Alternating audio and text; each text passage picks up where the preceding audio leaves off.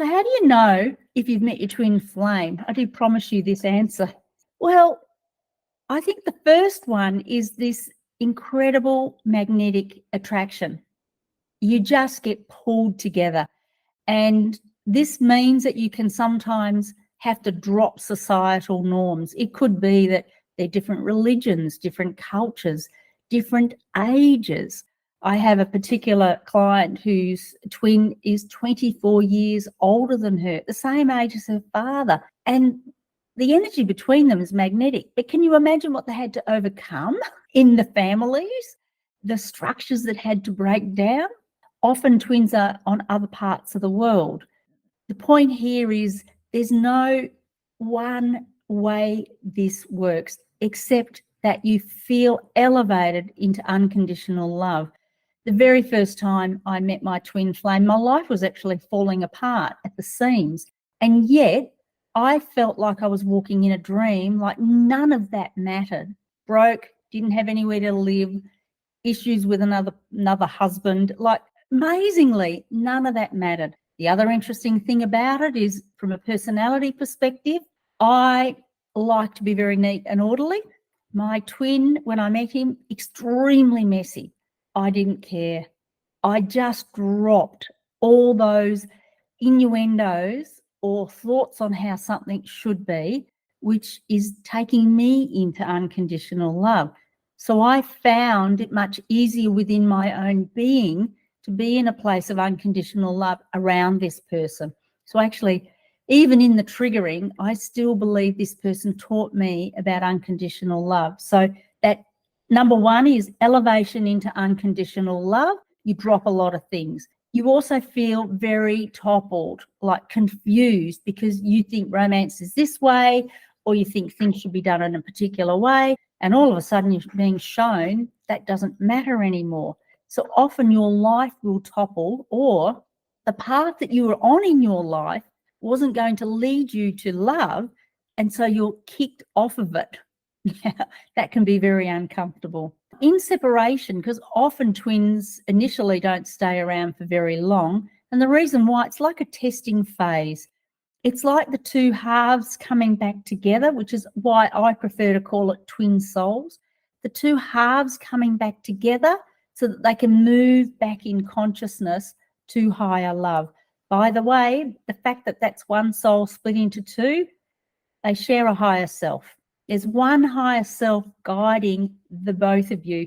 Another reason to trust your soul, your higher self.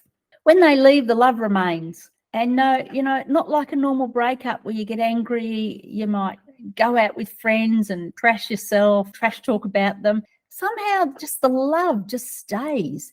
And often the unconditional love it triggered in you, that also remains. Then you start going through some challenging times because this unconditional love that you were in, the bubble bursts and you drop back into your 3D reality. So anything in your 3D earthly world that's unloving gets shown to you quickly.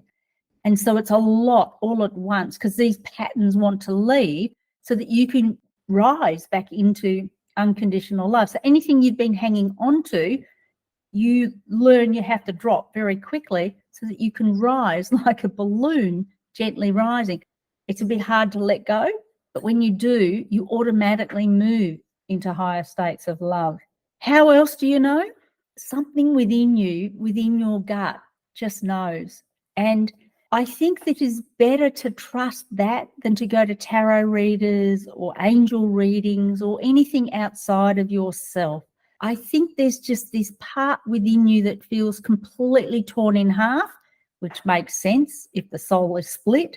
You also feel like heavenly. You feel like you've been given heaven, like it felt like home. This unconditional love felt like home because it is home. And then you fall out of it to do the work you came here to do, to contribute to the overall elevation of planet Earth. So if you are triggered by meeting your twin flame, you are being called home to unconditional love.